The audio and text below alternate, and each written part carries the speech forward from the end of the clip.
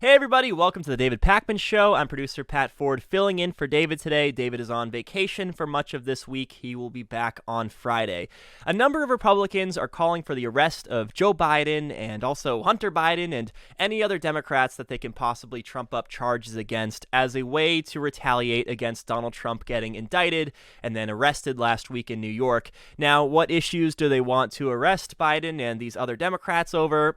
That's not as important. They just want to do this because they see it as a way to get vindication, right? Because Donald Trump, for once in his entire life, is finally being held accountable to some degree, to some small degree, after his years and years of criminality. I spoke about this matter on last week's Friday bonus show, the award-winning, world-famous bonus show, I might add. But there have since been more Republicans adding to this chorus of right-wing calls to do something like this, to levy charges against Joe Biden and these other Democrats.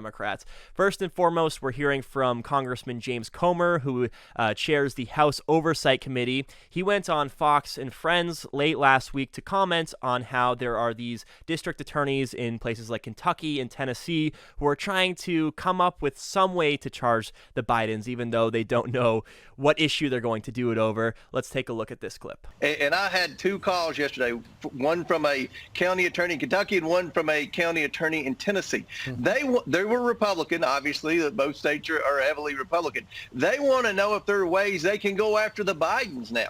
And they've opened up a can of worms. They've set precedents now that we can't go back on.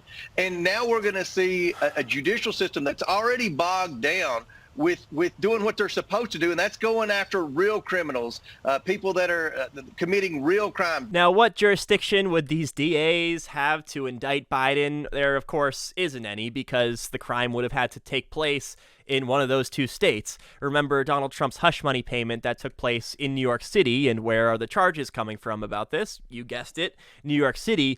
The issues that Republicans talk about potentially indicting Biden on have to do with his supposed corruption, even though they really can't articulate it all that well, but they'll mention Ukraine or China or some other foreign country. Sometimes they'll talk about the classified documents scandal that implicated Joe Biden, even though Donald Trump is way more guilty on that topic. So if you're going to go after Biden on this, it stands to reason you'd also have to go after Donald Trump. If you do go after Biden on any of these topics, it would probably need to come from the federal governments, or at least involve the states in question. Like the supposed crime that took place would have had to have taken place in one of these states. But the fact is that this has nothing to do with, trying to stay consistent or trying to uphold the rule of law or trying to, make sure that this is done in a proper way. It really is just about getting vindication. We're also now hearing from whiny, hysterical right-wing talk show host Mark Levin about this topic. He's also trying to get anyone to charge Joe Biden and the Democrats for what? Again, not important, but he just knows that it has to be done. Here's Mark Levin. And once again, for multiple times, this show's heard all over the country. It's heard all over the world, actually.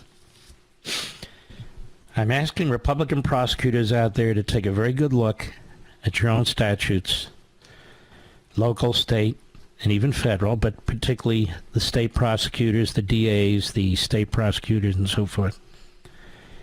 See if there's anything there that you can use to charge Biden or any senior Democrat official. I mean, if you're not 100% certain, you're 80% certain that it'll fly, then do it. It's the only way this will stop. Do it. Because otherwise, this will continue. You'd be doing it for your country. You'd be doing it in the name of the law. It is a legitimate reply and response. It's the only way to at least begin the process of clawing us back from the abyss, because we're already falling into the abyss. In addition to the DAs in Tennessee and Kentucky that Comer mentioned, and Mark Levin talking about how we got to charge Biden, we're also hearing from Tom Fitton, who is the president of the conservative legal group Judicial Watch. He said, quote, "All bets are off. You can expect grand jury indictments of leftist politicians like Biden, former House Speaker Nancy Pelosi, and Senate Majority Leader Chuck Schumer as surely as night follows day."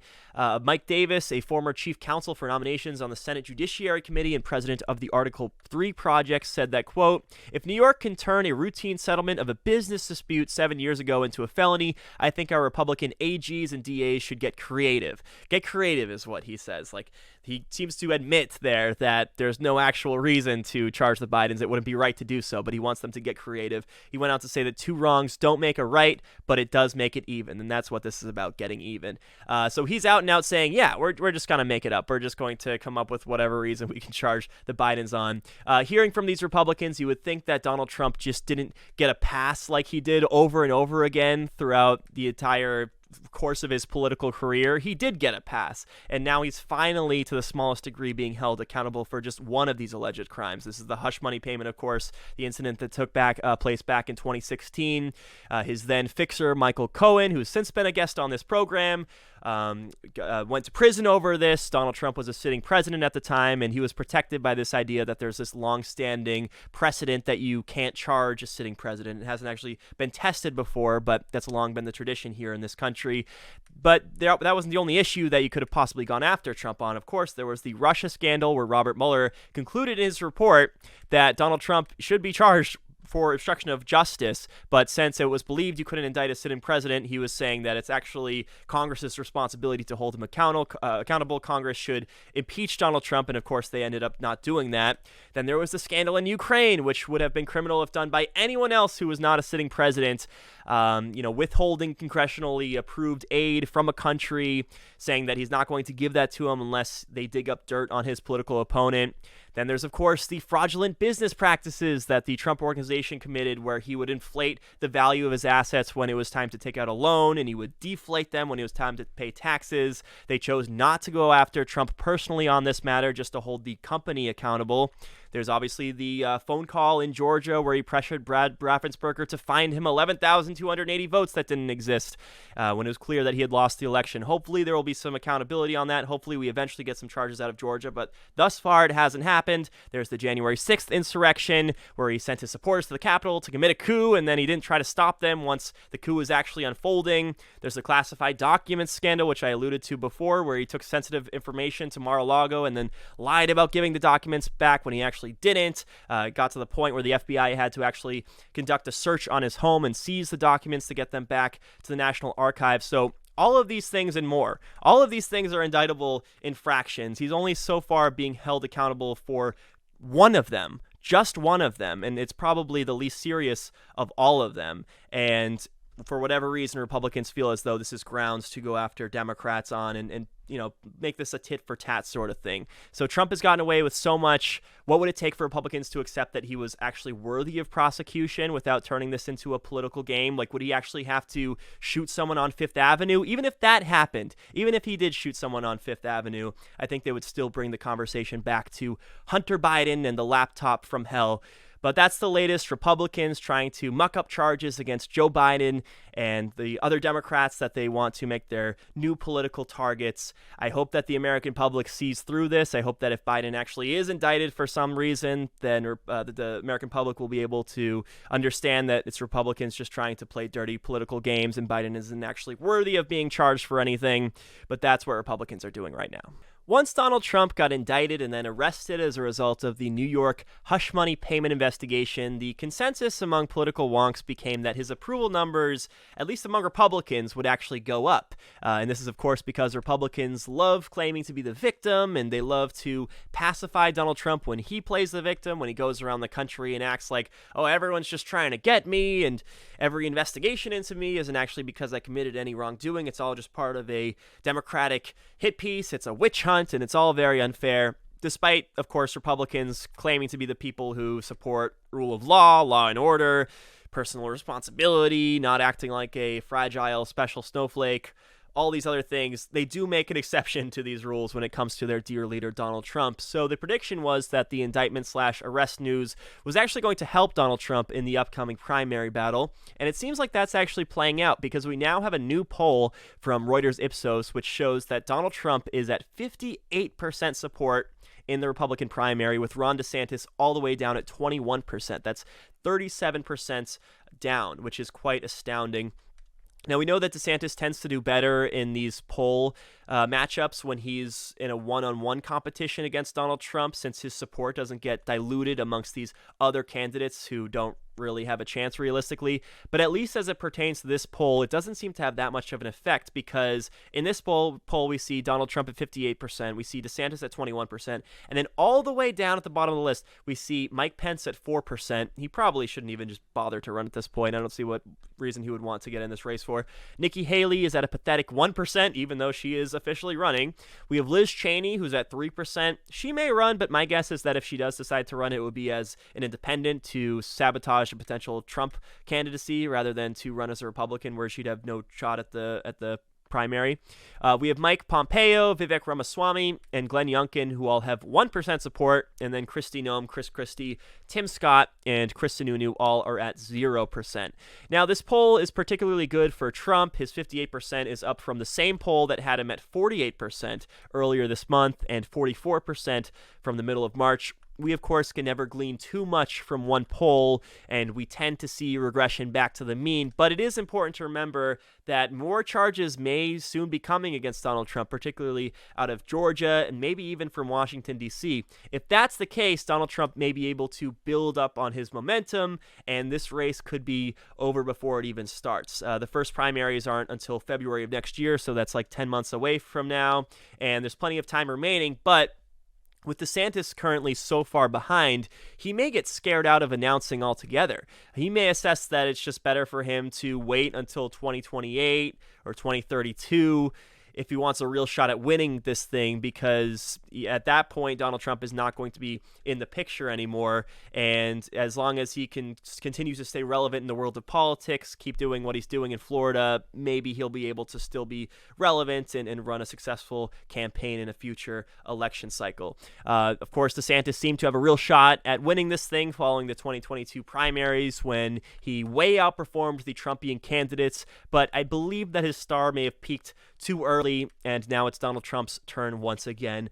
We also don't suspect that DeSantis would do what it takes to take down Trump, which is to go at him forcefully and directly. He'd likely be tepid for as long as possible until he has absolutely no choice but to go after Donald Trump in desperation once it's already too late. That's what we saw took place in 2016 in the Republican primary. I remember Marco Rubio and Ted Cruz at the very last minute tried to get into the dirt with Donald Trump, but it was far too late at that point. They should have tried to do it earlier if they were going to take down the king in Republican circles. And if DeSantis decides not to run, if he announces he's not going to enter the race, we can just wrap this thing up, right? Donald Trump is going to have the nomination easily in 2024. Spare me if you think that Nikki Haley or Mike Pompeo or Asa Hutchinson is going to be able to put a stop to that. And of course, Republicans are only shooting themselves in the foot by doing this, by choosing Trump, since Trump does not match up very well against Biden or any other Democrat in the general election. DeSantis does a lot better than Trump does against a Democrat in the general election,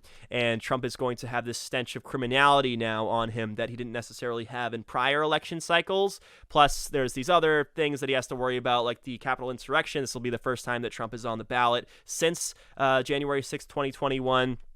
So that's probably not going to play well amongst general election voters. So there's this real Stockholm syndrome going on within the Republican Party, where even if other Republican figures and right-wing voters know that he's bad for the party, he lost them elections in 2018 and 2020 and 2022, and he's probably poised to do it again in 2024. Even though they know all that stuff, everyone's still too afraid to cross him, and I guess they just love his personality so much that they'll be willing to support him even when the evidence shows that he is a loser and he's only hurting the party. So that's the latest on the polling. Trump seems to be running away with this thing at the moment, and we'll see if Ron DeSantis even decides to get into this race, because it's not looking so good for him at the moment. All right, we're going to go to a break right now. We'll be back with much more of the David Pakman Show right after this. One of our sponsors today is Bon Charge. I have always enjoyed dry saunas. You get in there, your heart rate is up, dilates the blood vessels, can soothe achy joints and muscles. It's relaxing. It's just a great way to remove a little stress. Bon Charge is the creator of the infrared sauna blanket, which you can enjoy from home.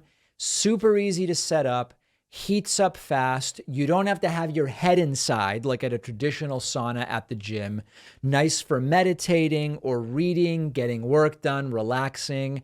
I have found it to be a great way to unwind at the end of a long day.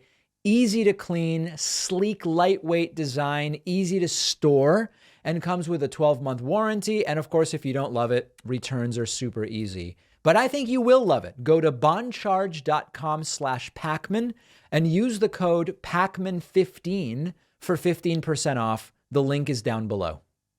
Welcome back to the David Pakman Show. I'm producer Pat Ford filling in for David today. He is on vacation and will be back at the end of the week. In response to the mass shooting that took place in Tennessee a couple of weeks back, Republicans who are in control of the state legislature have decided to take action, but not in any sort of substantive way, not by strengthening background checks or banning certain types of weapons. Instead, they've decided to expel 2 members of the legislative body who took part in the protest and essentially broke the rules of decorum in the legislative body in so doing. Tennessee lawmakers expelled 2 members from the state legislature, Justin Jones and Justin Pearson, after they and a 3rd member, Gloria Johnson, took part in a protest against gun violence from the floor of the chamber.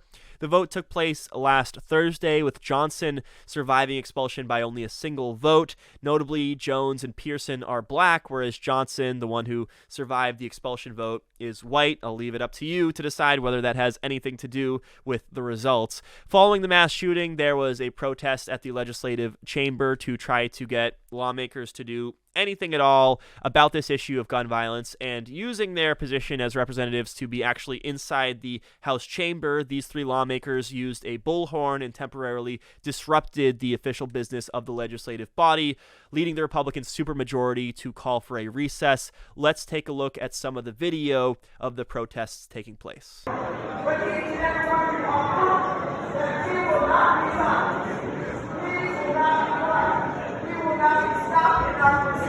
So thank you for being here. Thank all of your colleagues for being here. You are being heard and listened to, and you will not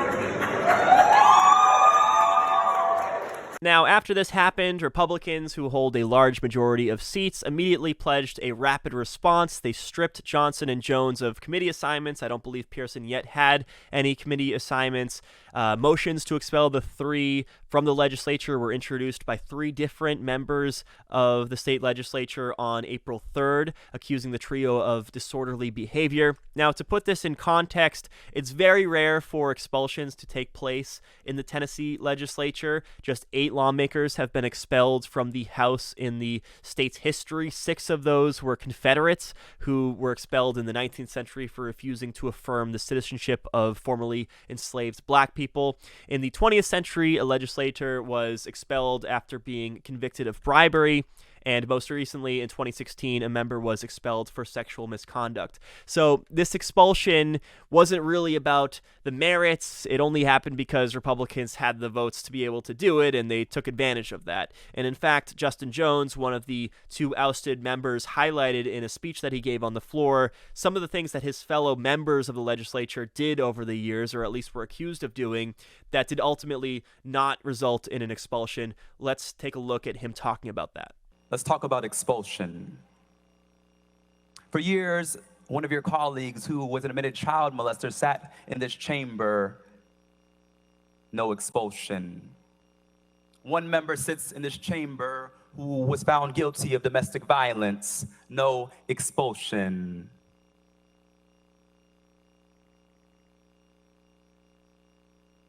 We had a former speaker sit in this chamber who is now under federal investigation. No expulsion. We have a member still under federal investigation. No expulsion.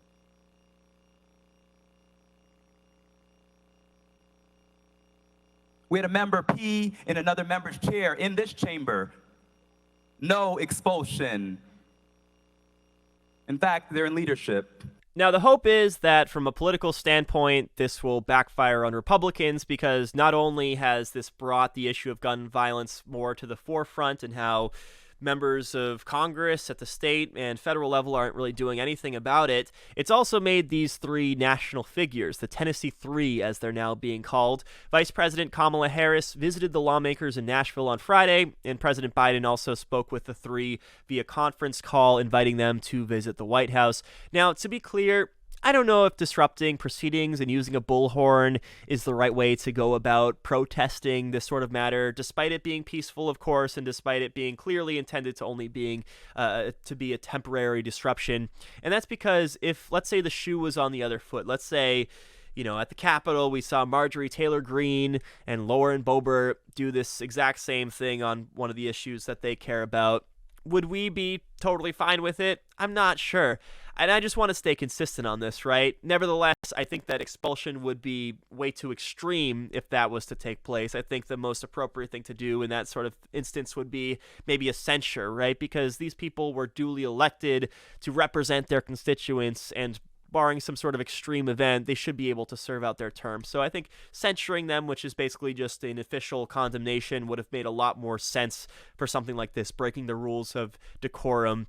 But Republicans in this situation, they were just trying to abuse their power and be vindictive on this matter. And then final point I want to make on this, some on the right are comparing this to January 6th, when there's absolutely no comparison to be drawn here to the Capitol insurrection. On that day, January 6, 2021, we saw rioters beating up cops. We saw the Senate chamber get overtaken. We saw several people die based on, because of what happened. It was directed and then not put a stop to by the then president of the United States. And the intent of the protest that became a riot was to overthrow the government, to end democracy in the United States.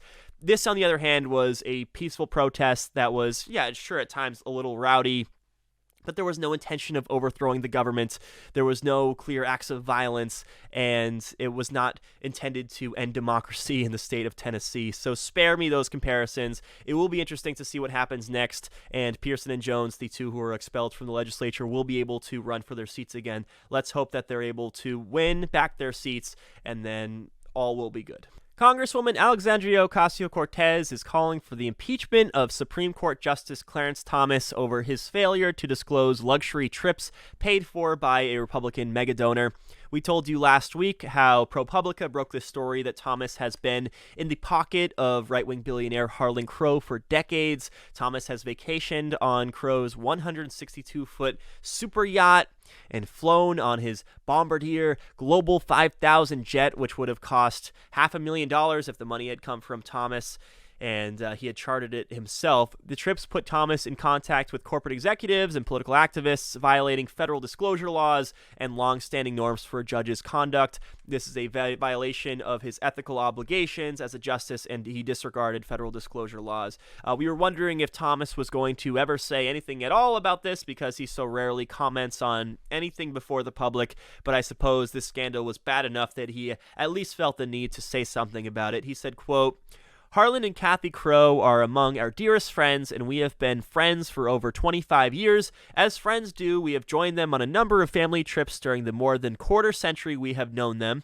Early in my tenure at the court, I sought guidance from my colleagues and others in the judiciary, and was advised that this sort of personal hospitality from close personal friends who did not have business before the court was not reportable.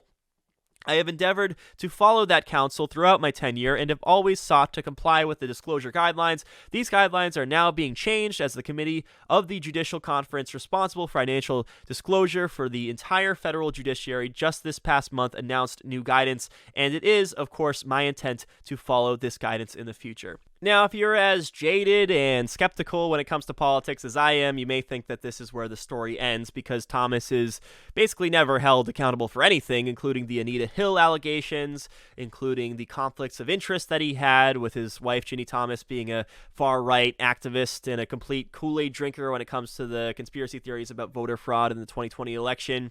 It seems like at this point, it's only Representative Alexandria Ocasio-Cortez who wants to do anything substantial to hold Thomas accountable for these ethical violations. She tweeted her support for impeaching Thomas late last week, and here she is yesterday on CNN's State of the Union with Dana Bash, laying out why she believes that Thomas needs to be removed from his post over this. I believe that, and it is the House's responsibility to pursue that investigation in the form of impeachment. Well, let me ask you, I mean, you know full well that the House is now run by Republicans.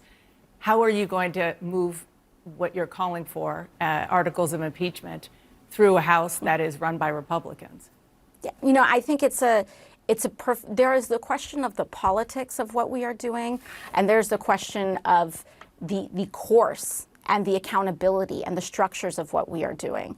I admit it is very difficult to see a path in a Republican Party that refuses to hold itself accountable and, in fact, breaches the law itself. Now, of course, we run into the reality that Republicans control the House of Representatives, and there's basically no world in which Kevin McCarthy decides to introduce articles of impeachment against Clarence Thomas, at least not over this issue. But I do believe it's good that there are calls for him to face an ethics violation, calls for him to step down, and this call for him to be impeached. I do wonder, however, if AOC is the right person to do this, since she's such a polarizing figure and so many people are just going to write this off as a radical leftist trying to attack a well-established Supreme Court justice over an issue that may be not impeachable in their eyes. But even though she seems to recognize that, she's still deciding to be the one voice of reason in this matter, the one person calling for impeachment and saying, you know, if no one else is going to do it, if no one else is going to bring articles of impeachment forward, I'm going to be the one to do so. Honestly, this is probably the best that we can hope for, right? Because Republicans rarely ever hold their own accountable. You know, they're sticking by Donald Trump despite his criminality, despite the January 6th insurrection. They're sticking by George Santos despite him getting elected on the basis of countless lies. And they're also going to let Clarence Thomas presumably get away with this because they don't actually care about integrity or rule of law or any of these other things that they claim to care about, any of these other supposed principles that they claim to espouse. I'm Pat Ford, filling in for David Pakman today. We'll be back with much more of the David Pakman Show right after this commercial break. Welcome back to the David Pakman Show. I'm producer Pat Ford, filling in for David today. Tomorrow, Luke Beasley is going to be hosting the program, and then Farron Cousins will be filling in Wednesday, Thursday, before David makes his triumphant return to the show on Friday. Let's talk about the economy. The issue that has plagued President Biden throughout much of his presidency, especially during the year 2022, was the high inflation rate, peaking at 9.1% in the summer. And, of course, the reasons for the high inflation are numerous. There was the supply chain issues, the Russian war in Ukraine, and the economic stimulus programs that came in response to the COVID-19 pandemic. And for the past year, the Federal Reserve has been steadily hiking interest rates to cool that inflation number down. It does indeed appear to be working, as inflation has been at a steady downtrend for 8 or 9 months now, with it currently sitting at around 6%. However, there's still a ways to go before we get to that 2 to 3% rate that the Fed wants to see. We've talked in the past about how you want a little bit of inflation so that people are incentivized to spend money now rather than wait to purchase things in the future, because if people anticipate that things are going to be more expensive in the future, they're going to want to pay for them now. But of course, if the inflation rate is too high, then people's savings get depleted and things get way too expensive, as we've seen to some degree over the last year or two. Well, what will necessarily happen as a result of trying to tamp down on inflation and the higher interest rates that come with it is the slowing of job growth, since businesses will have less money to hire new people and as borrowing money becomes more expensive. And that is finally what we're seeing. It took a long time to get there, but the latest job numbers from the month of March 2023 show that we are finally getting to a cooling down of the number of people getting hired. It's still an increase, of course, month to month as the population increases, but the rate is slowing down now. Job creation slowed to 236,000 for the month, almost reaching the level that President Biden said would stabilize the economy and prices. More Americans joined the labor force, and wage gains fell slightly, which could help to further cool inflation. The lower wage gains is yet another necessary evil to calming down the rate of inflation. It's one of these unfortunate necessities that is seen by an economist as, you know, what you have to do to bring about a lower inflation rate. The unemployment rate currently sits at 3.5%, which is lower than what we saw under Trump, lower than what we saw under President Obama, lower than what we saw under President Bush. And given how Trump would endlessly brag about the economy, he would love to have seen the these numbers during his tenure, Biden should be doing the exact same thing, because 3.5% is essentially what we would call full employment.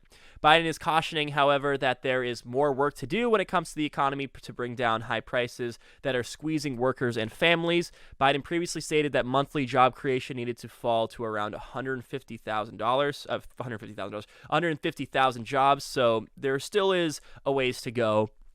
I understand that this is maybe not the most exciting story, but this come down from the high inflation rate we always thought would take some time, and indeed it has taken some time. It's been 8 or 9 months at this point since inflation has peaked, and it was always going to come with some sacrifices when it comes to other economic indicators like jobs numbers slowing down, like wage growth slowing down.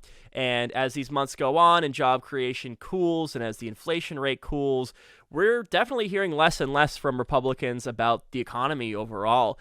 Perhaps that's why they're so focused on these culture war issues these days, talking about trans people and drag shows and other topics like that, because they just can't seem to make salient points when it comes to gas prices anymore. They can't really talk about the stock market, as that has recovered to some degree. Can't really talk about inflation, since that's long since peaked. And, over the last year, they've just been talking about nonsense, because they really can't focus on these kitchen tables issues effectively like they were able to about a year ago. And it's, of course, impossible to predict where the economy is going to go next, right? We don't know if things are going to have a turnaround and we'll reverse course and go in the opposite direction of where we want to see things. Terribly difficult to predict the economy short to midterm, but looking at the data, looking at the trajectories of these different things, my sense is that by the time the 2024 election rolls around, we could definitely have inflation under control, with job numbers maybe not quite as good as they are now, but still at a very healthy level. The Federal Reserve will then have the green light to start lowering interest rates again, and things could end up being in solid shape when it's time for voters to go to the polls in 2024. And not only is that good for us stakeholders who participate in the American economy, it could also be good for President Biden's re-election chances if he indeed decides to run, and it could make Republicans basically unable to speak effectively about these kitchen table issues, and they'll have to resort to talking about the culture war, whatever their new pet issue is for the day. So inflation cooling down, jobs numbers cooling down along with it, and of course we'll continue to follow it. Federal judges in 2 states have issued contradictory decisions that could significantly impact access to a drug that is used in nearly all medication abortions here in the United States. U.S. District Judge Matthew Kaczmarek in Texas ruled that the Food and Drug Administration, the FDA, improperly approved the abortion pill mifepristone over 20 years ago, and he issued a nationwide injunction pausing the FDA's approval of the drug, which is set to take effect in 7 days from the time of the ruling. This marks the first time in history that a court has claimed the authority to single-handedly pull a drug from the market. It's legally dubious that a judge has this sort of wide-ranging power. Within hours of that decision, U.S. District Judge Thomas O'Rice issued a ruling in a separate case in Washington state that blocked the FDA from, quote, altering the status quo and rights as it relates to the availability of mifepristone. The problem, of course, is that the FDA cannot conceivably comply with both of these contradictory orders at once. And because Kaczmarek's order is broader, covering all 50 states, it guarantees that mifepristone will be suspended in much of the country, at least temporarily. Only the Supreme Court can resolve this looming crisis. It has very little time to do so. The window is closing, and knowing how right-wing this Supreme Court is, particularly on the abortion issue, this could spell disaster. President Biden said about this, quote, if this ruling were to stand, then there will be virtually no prescription approved by the FDA that would be safe from these kinds of political, ideological attacks. It is the next step towards the national ban on abortion that Republican elected officials have vowed to make law in America. The Justice Department appealed to the U.S. Court of Appeals for the 5th District, which has a reputation for being conservative, unfortunately. Mifepristone was approved by the FDA back in 2000 for use in combination with a second drug called misoprostol. More than half of all abortions in the United States are done using a medication, and the 2-drug combination has been used in 90% of them since 2020. So, as David likes to say, this is shocking, but not surprising. We knew that when the conservative Supreme Court overturned Roe versus Wade last year, that Republicans were not going to be content with just that alone, because the overturning of Roe versus Wade still allows for abortion to take place in the United States. It basically just kicks the issue back to the states. But to be clear, the use of mifepristone cannot be compared to the medical procedure known as abortion at all. I mean, these are two different things. I think both should be legal, but the circumstances surrounding both of these issues are very different. The main difference, of course, is the timing, right? Because a regular abortion procedure will typically be performed after a couple of months of pregnancy, maybe 6 to 12 weeks into the pregnancy, whereas an abortion pill can be taken up to about 11 weeks after the first day of the last menstrual period. The procedure, of course, is very different, with one requiring a medical professional to surgically remove the fetus from the uterus, while the other is as simple as taking a pill. I understand that, there's an ethical conundrum when you're talking about ending the pregnancy when the fetus is at the end of the second trimester or the beginning of the third trimester, what have you, but this is not what this is. This is effectively a clump of cells that we're talking about just several weeks into a pregnancy, and effectively what you're doing by banning these abortion bills, by trying to ban them, is delaying when a woman can likely get the procedure done, and this will give the fetus more time to develop, not to mention it'll add cost, it'll add stress to the woman who's going through the predicament. But Republicans, they don't care about that sort of stuff. They see pregnancy as a punishment for having sex, and they're not interested in real solutions. They're not interested in abortion pills or day after pills. They're not interested in other types of contraception. They're not interested in sexual education. They want to maximize suffering on this issue, increase unwanted pregnancies, keep people in this cycle of poverty, since, of course, parenthood is so incredibly expensive, and often people who are considering abortions are doing so because they can't afford to have a child or another child. Obviously, Republicans aren't in support of social programs, too, that would help the babies once they're actually born. So Judge Matthew Kacsmaryk is digging up this matter from 20 years ago that's so incredibly legally dubious so that he can play politics to enforce his strict father morality view, and it's sickening to see how much we've regressed in the year 2023. Good on District Judge Thomas O. Rice issuing a ruling in a separate case here, and good on the Biden administration for trying to challenge this. Hey, get a load of this one. So North Dakota's Senate recently passed a bill to increase the amount of money that state employees can collect for meals while they're traveling on the job, raised it from $35 to $45 a day. And this is a benefit that lawmakers, of course, will be able to enjoy as they are state employees themselves. So it's a nice little perk that they've passed for themselves. And in a vacuum, I really wouldn't see a big issue over this. The bill is going to cost taxpayers $1 million over the next 2 years, and it's now waiting for the governor's signature to become law.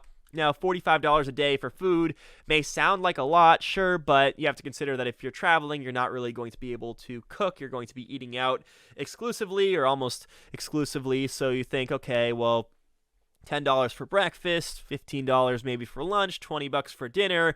That adds up to $45. Okay, I think this makes sense. However, here is the rub.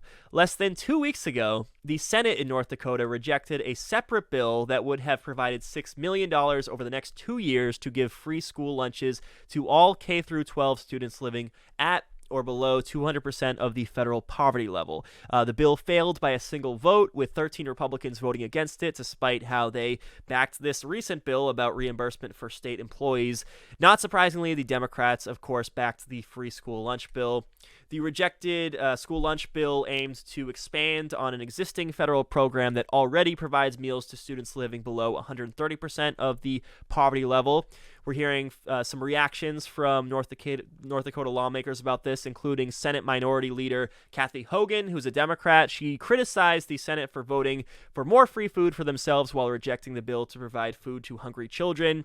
However, we're also hearing from Republicans like Assistant Majority Leader Jerry Klein, who claims that he failed to see any correlation between the two bills, which is laughable in my opinion, because they both literally have to do with paying for meals for people, one group of people being state officials and the other group of people being students. And then get a load of this one. State Senator Mike Wobema cited personal responsibility for why kids shouldn't get free meals, and blamed negligent parents for the problem. Yeah, so lack of personal responsibility among what? Kindergartners, first graders, second graders? I mean, how does that make any sense whatsoever? Real galaxy brain take there. North Dakota has the second highest child poverty rate in the U.S., to put this in context, and over 30% of its K through 12 students qualify for free or reduced price lunches. So this state, more than almost every other state in the union, is in need of a bill like this. Because we know the importance of providing lunches to kids. It, of course, ensures that they're going to have access to adequate nutrition, regardless of their ability to pay. It will increase academic performance for kids because it helps them focus on what they're learning in class instead of focusing on their stomach rumbling. It helps with their development as they're, of course, still growing, and it reduces stigma too. I remember when I was growing up in school, we had these yellow lunch tickets if you were paying full price for the lunch, the full $3.50 or whatever it was. But there were also students who had the reduced price lunch tickets, and those were a different color. Maybe it was orange. I don't exactly remember. And there was also the free lunch tickets, which I think were maybe red. And so other students would see students pay with the yellow tickets or the red tickets or the green tickets, and everyone would kind of have an assessment as to the financial situation of the families of all these different kids. And, you know, if you're one of the students who are paying with the discounted or free lunch tickets, there could easily be some stigma there, right? There could be some self-esteem issues that result from that, some mental health troubles that result from that. And so in my mind, we should just do away with this altogether. School lunch is already incredibly subsidized, and it's something that we as a nation can easily afford. The pandemic era federal aid made the school meals available for free to all public school students. That ended on September 30th of last year. However, it's unfortunate that we were not able to keep this thing going and make it permanent, one of the longer lasting results of the pandemic. That would have been nice to see, to just set this in stone and not go back on it. But unfortunately, we are regressing on this issue, and leaving it up to the states has not worked because we're seeing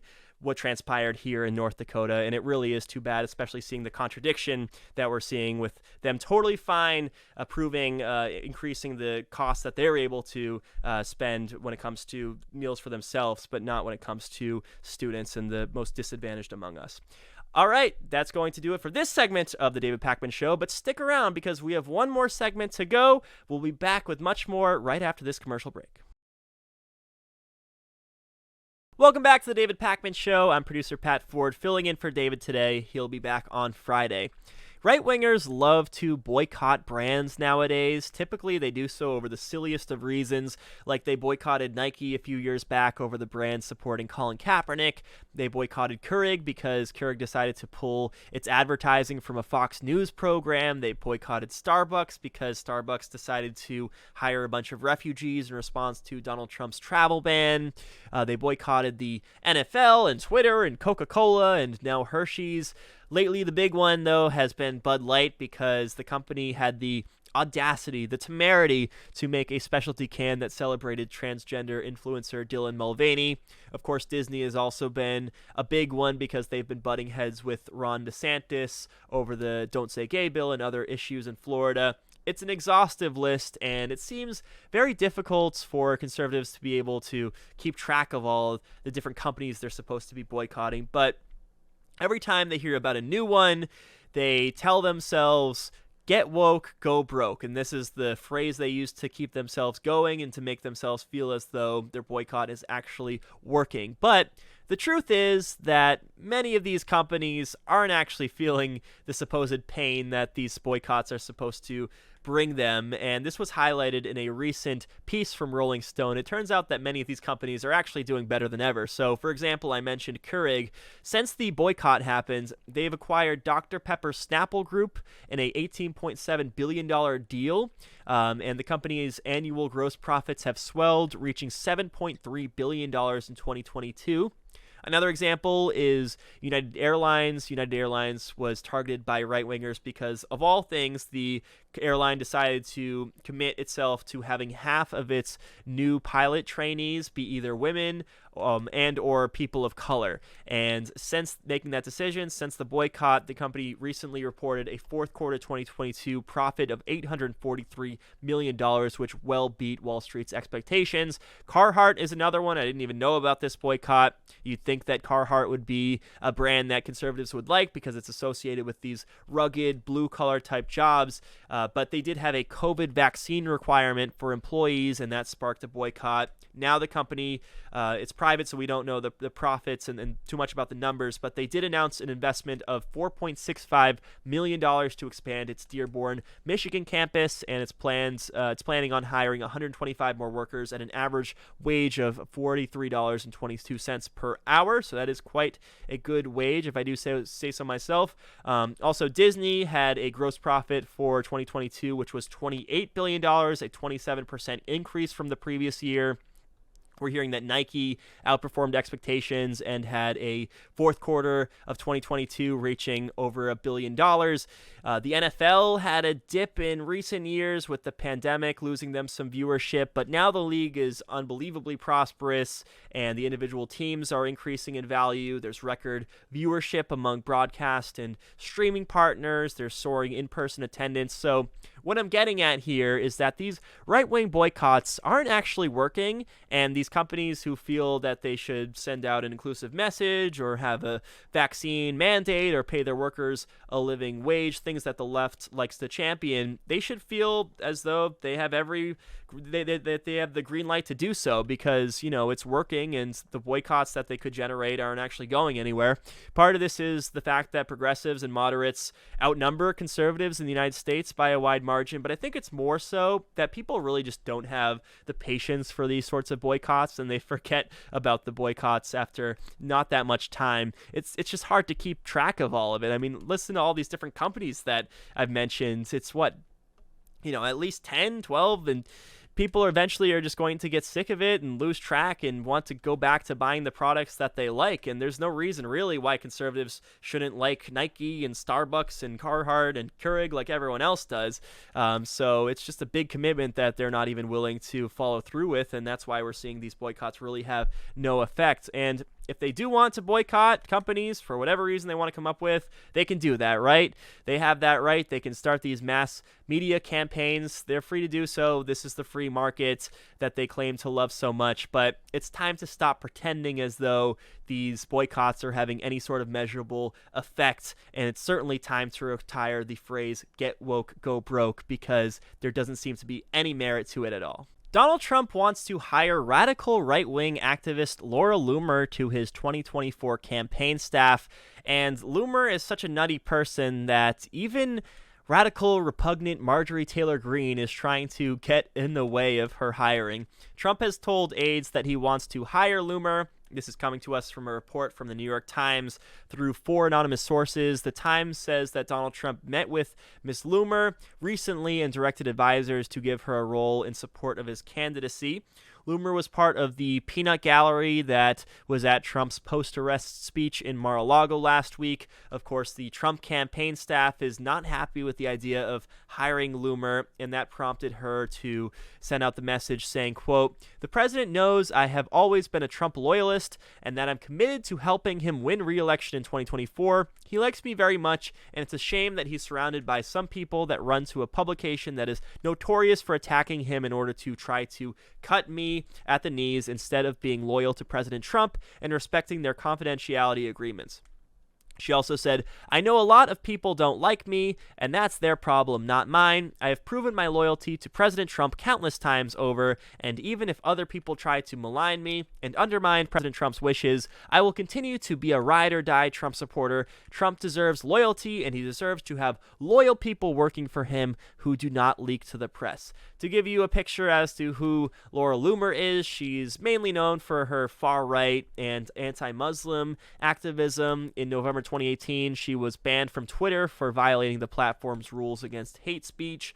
She had previously made controversial comments about Muslims, including calling for a non-Islamic Uber. Those were her words, non-Islamic Uber, and accusing Muslims of supporting rape.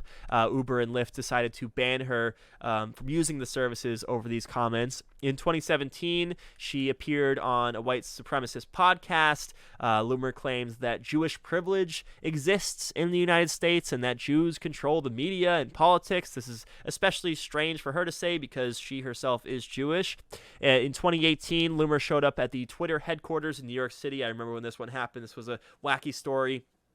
And she handcuffed herself to the building to protest her ban from the platform. She also supports white nationalism and has spread conspiracy theories about COVID-19 and the 2020 election, but much of that is just par for the course when it comes to Republicans these days. To give you an idea as to how nuts Loomer is, Representative Marjorie Taylor Greene, who, again, at least at one time believed in QAnon and Jewish space lasers and thinks that Democrats are pedophiles and wearing a mask is somehow like the Holocaust. She tweeted about this idea to hire Laura Loomer, saying, quote, "Laura Loomer is mentally unstable and a documented liar. She cannot be trusted. She spent months lying about me and attacking me just because I supported Kevin McCarthy for Speaker and after I had refused to endorse her last election cycle." That's the other thing. Laura Loomer did run for Congress at least once. She loves the alleged FBI informant and weirdo Nick Fuentes. She tried to get hired on the Ye campaign after the infamous Mar-a-Lago dinner, but Kanye West refused to hire her, so now she's running to Trump. Never hire or do business with a liar. Liars are toxic and poisonous to everything they touch. I'll make sure he knows. Okay, so clearly there's some personal animosity there between Marjorie Taylor Greene and Laura Loomer, but even so, when you're that crazy, when you're that far right, that conspiratorial, that bigoted, that even Marjorie Taylor Greene is denouncing you in this way and trying to get in the way of you getting hired by the Trump campaign, that is when you know that you are just completely off of the deep end. And Trump must be thinking, I don't really care about that stuff because I agree with her on a lot of these issues, namely the 2020 election conspiracy theories. And the most important thing to Donald Trump, after all, is loyalty. Loomer is loyal to Trump and arguably loyal than other people are on his campaign staff. And so that's enough for him. It may be enough to push him over the edge into actually deciding to hire her. However, we've also seen Donald Trump acquiesce to the wishes of his campaign staff and his administration staff over the years, and so my sense is that maybe he'll be talked out of it. But just the fact that he was meeting with her, speaking to her at Mar-a-Lago, the fact that this idea has been floated and it's getting this attention and he's talking to insiders about it, that's how we know that this is a complete unserious person, as if we didn't already know that already from the years and years that we've been witnessing Donald Trump. But that's the latest. Laura Loomer may be able to find herself a job in the Donald Trump campaign.